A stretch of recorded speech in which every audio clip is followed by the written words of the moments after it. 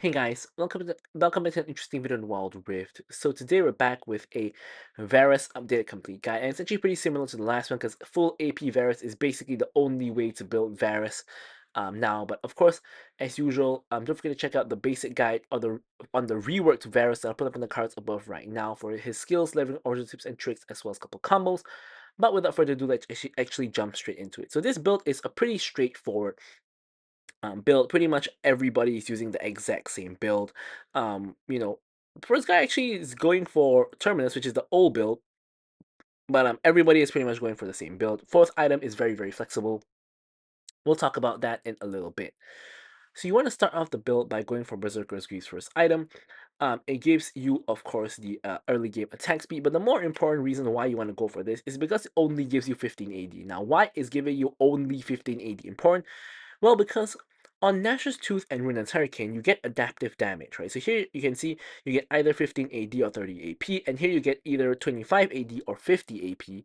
So the reason why this is important is you want to complete your Nash's Tooth after your Berserker's Greaves, giving you, of course, attack speed, that AD for now, and then the on-hit magic damage, or on-hit adaptive damage, actually.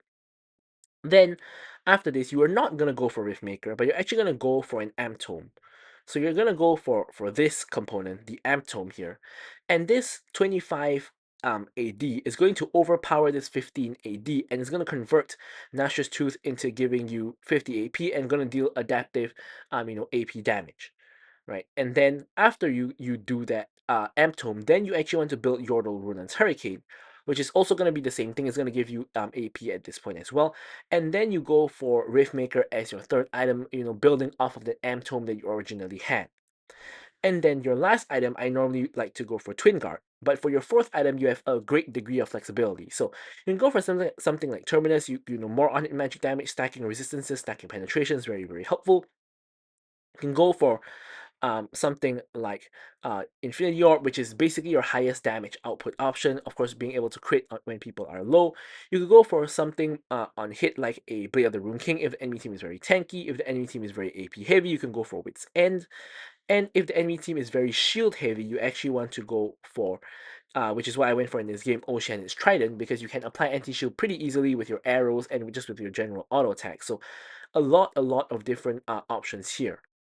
And for the runes, it's still the standard ADC loadout because you still are an attack speed champion who relies on attack speed to get your blight stacks on people and then to pop them afterwards. And for the spells, Flash and Ghost is really best. Ghost is actually very good of a Varus spell just to kite around fights. You will see it later on in the gameplay. So if you can take Ghost, it'll be really good. But of course, if you really need cleanse or something like that, you can of course go for that. But with all that said, now let's take a look at the gameplay.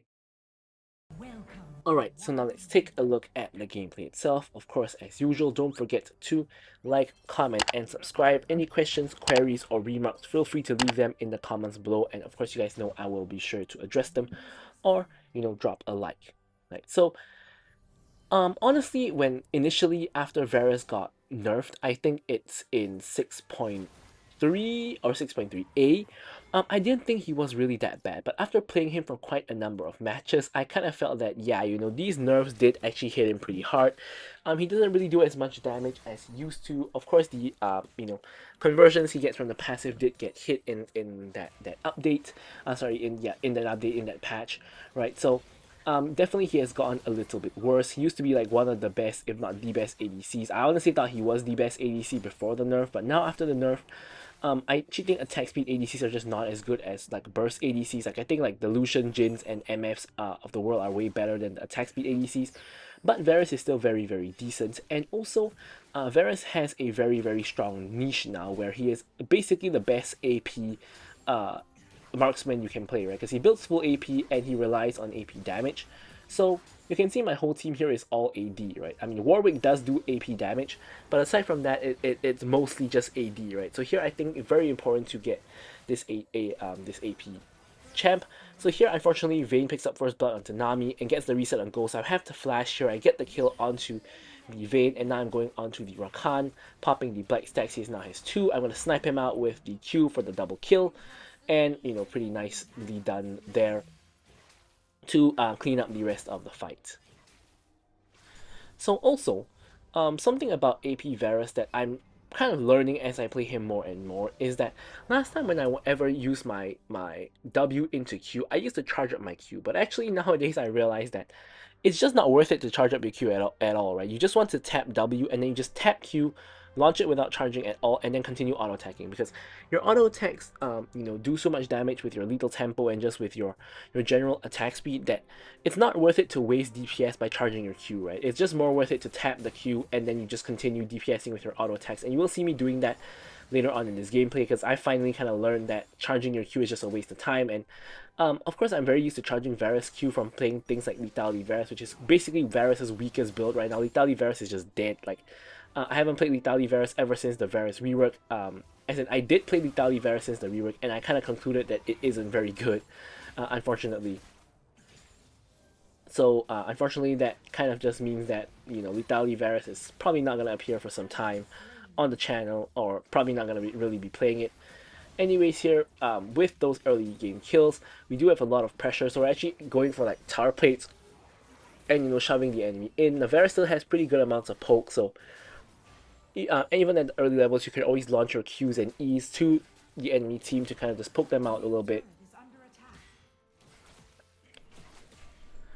And here we're in a pretty decent spot, right? We have our attack speed boots completed as well as an additional dagger. Now, Mbessa, of course, is now in the area, so we're just going to back off so she doesn't come in randomly from the side with an ulti and just catch us out. Now, Mbessa has reset. Vayne is looking to reset. We're not going to allow that to happen. We're going to cancel her base.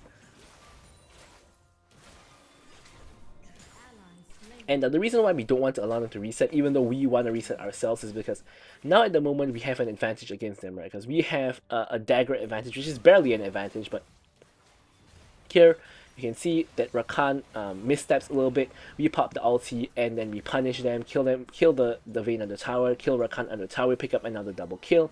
And Bessa now coming in together with the help of the Vex. Now I'm thinking that I'm dead here. I flash and ghost out. And Mbessa cannot really finish the job because she runs out of cooldowns. Vex doesn't really have the cooldowns as well. Now, I'm thinking, wait a minute, Vex has ult. Let me just veer off to the side here. I should be fine. Yeah, Vex tries to ult into the bush where she thinks I would be, but actually I was on the other side. So here I'm able to reset, and I can't believe we got out with that. Like, those two kills were pretty nicely done. Pretty nice dive with Tryndamere tanking tower with the ulti. But when Mbessa and Vex showed up, I was kind of like, uh-oh, I don't think we're going to make it out here. For some reason, Vex did not like go in with the ulti. I'm not sure why. Maybe she didn't have it. But we're able to escape. And here we're coming to help against the Vayne and the Mbessa as well. Vayne even has time to clear a ward on the way out.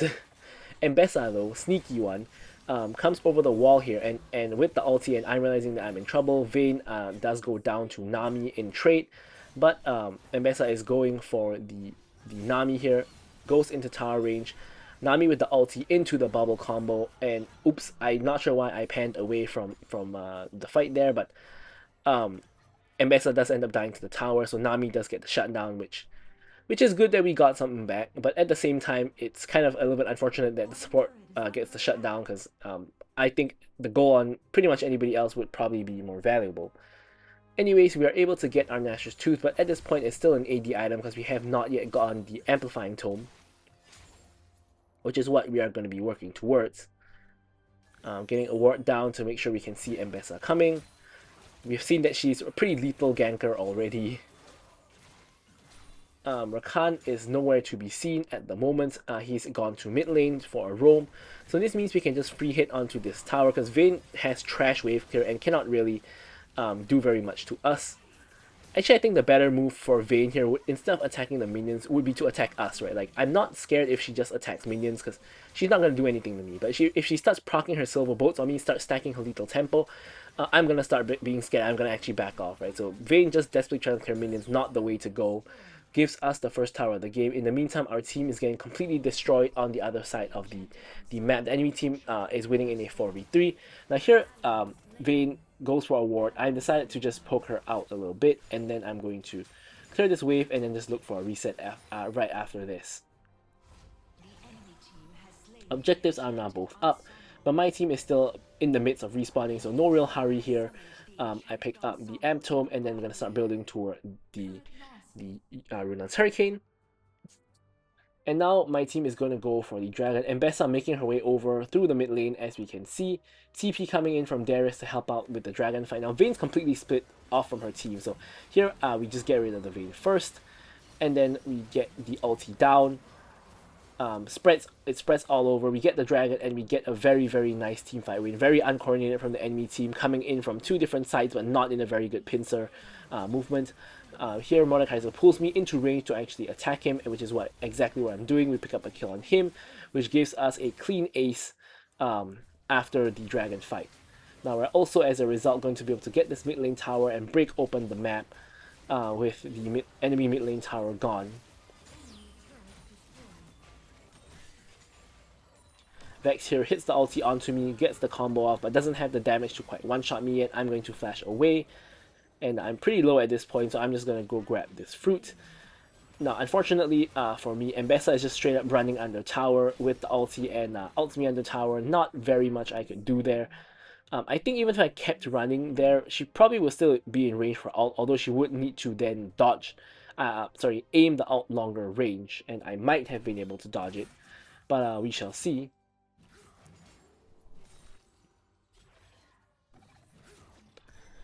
Or rather, we won't see, right? Because that never happened. But you guys kind of get what I'm trying to say here.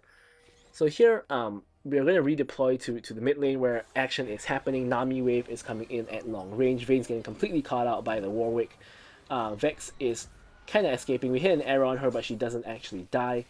Warwick is on the chase for her, gets the kill onto her, giving us the assist. But now Mbessa and Rakan are now going on top of the Warwick, trying to get him. And now it becomes a very, very sticky situation. Mbessa misses the ulti. Nami flashes away from Mordekaiser. Rakan tries to come in. Rakan gets one shot. Unfortunately, though, the ulti does not actually go onto Mbessa, goes onto Mordekaiser, but Mordekaiser is just running me down inside of the Death Realm. I cannot really get out, and I do end up going down here. Here, in the meanwhile, Mordekaiser trying to rip through my team, flashes, gets the kill onto Warwick, but Tryndamere is able to come in and get the trade kill. So overall, a pretty messy fight. 3 for 3 in the end, I would say. So in the end, it's kind of even in that sense. Like here, Darius going for a dive play onto the Vex, gets full stacks, almost gets her, but unfortunately she pops the stasis. Very well played by him up to the point where he decides to tank tower and die instead of just backing off after Vex got the stasis, right? So yeah, not the best in the world. Anyways, here we've now completed the Runaan's Hurricane, so we're now going to have a lot better wave clear and of course a lot better just DPS potential against the enemy team.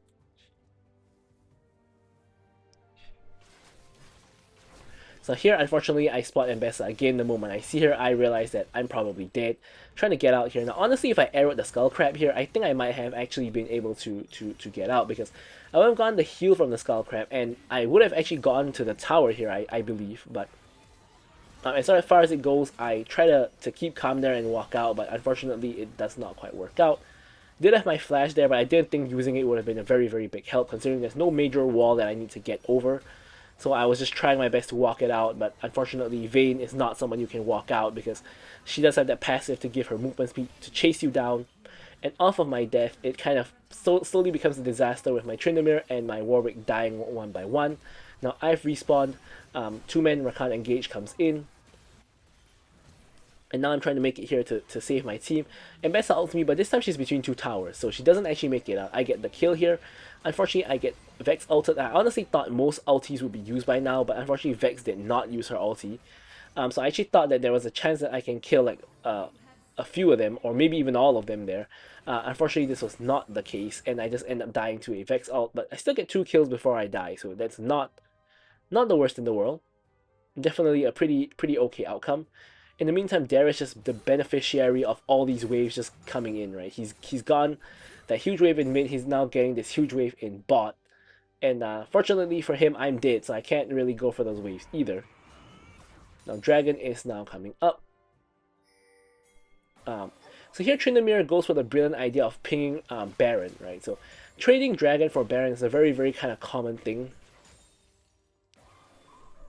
Especially when they spawn around the same time. The issue is the enemy team has already completed the Dragon, so they're probably suspecting something. They're making their way over. We're trying to burst down the Baron as quickly as we can. And fortunately for us, we're able to do so before the enemy team shows up. Now, Mbessa engages onto me again.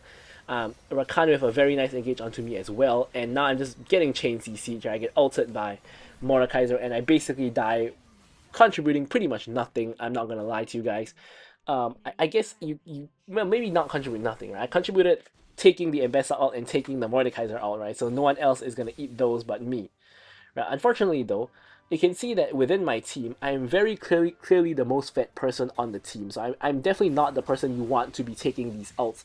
You want other people on my team to be eating those ults for me so that I can stay in the backline and carry the fight, right? So unfortunately, with me dead, my whole team just dies as well because I believe at this point I'm the team's main point of damage. Like my team are basically mostly melee champions, so they're not gonna be doing all that much for the most part. So here we're able to get the kill onto the Rakan, and Bessa's just getting chain CC here. We're trying to chase her down. She actually escapes. However, we're able. So, no, she doesn't escape. She actually dies to my team. So I actually end up ulting the Mordekaiser by complete accident, which turns out to work out pretty well because Mordekaiser dies as a result. Now I'm getting the stasis so that if Mbessa jumps on me, I'm gonna stasis. If Mordekaiser ults me, I can stasis. If Vex ults me, I can stasis as well. Pretty high value stasis game in my opinion here.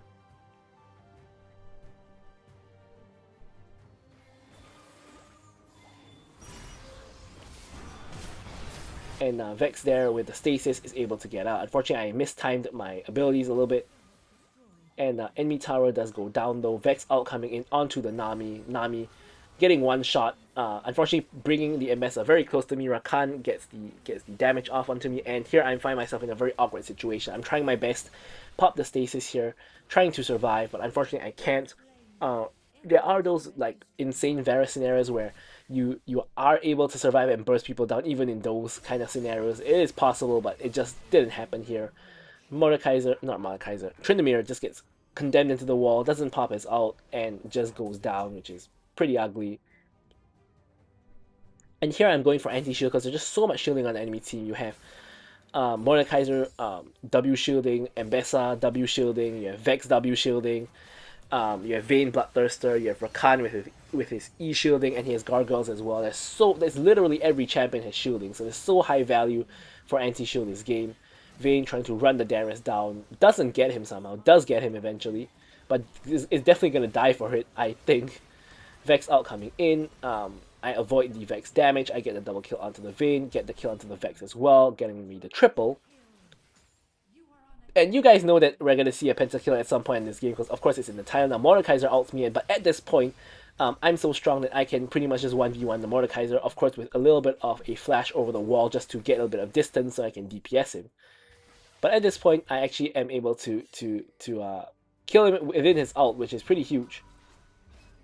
Now here I realize the enemy team, particularly the Mbessa, is going to respawn, so there's no point pushing further. I'm going to back, I'm going to pick up the Oceanic Trident, and I'm going to quickly redeploy to bot to clear out this wave. Also, Baron is spawning in 10 seconds at this side of the map, so we do want to stay on the Baron side.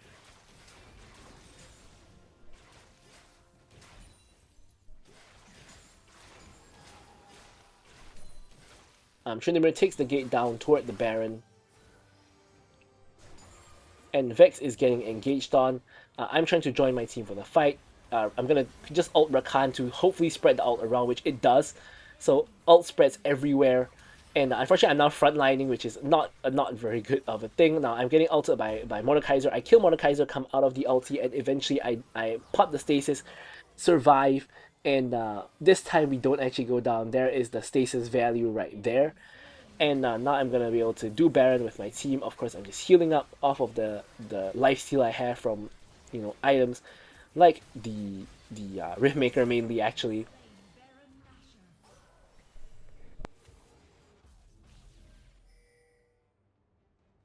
And now with the Baron, we get a quick reset. We're going to build towards Twin Guard, as I said. I think Varus is kind of like a champion now that since you go like close range to kind of auto-attack people, having that Twin Guard for the extra defense is just really, really helpful. So I pretty much go Twin Guard last item every game if I ever get to that point. Now here I'm realizing I can just reset and get Twin Guard. I'm not going to even care about helping my team with the Dragon. This Dragon is not valuable. If like Mbessa jumps in and steals it, I don't really even care. As long as my team doesn't just all die or something like that, it's absolutely a-okay. I do, however, want to get the red buff, because red buff, of course, is pretty nice to have, especially on any ADC. So here my team is getting into a huge fight. They are wasting a lot of the enemy team's cooldowns. Enemy team has basically used all the cooldowns except like Mordekaiser ulti. And knowing that, I know this is going to be a good fight for me. So here is the moment Rakan misses the engage. I'm just auto-attacking for free. I get the ult onto Mbessa. Ult spreads onto literally everybody. I get the triple. Mbessa's on top of me, but I have the twin guard, so I get the quadra. Mordekaiser is inside of the ult with Darius. Darius is not really winning against him though. And he comes out of the ult, and now I'm able to just basically just destroy him with 3 autos and a Q for the pentakill. And with that pentakill, death timers on the enemy team are like 30 seconds plus. We can just walk straight down mid and end the game. Just trying to farm a little bit more minions here, just for the stats, and we grab the dub. So I'm gonna leave you guys with the stats as usual. Thank you guys so much for watching the video, and goodbye.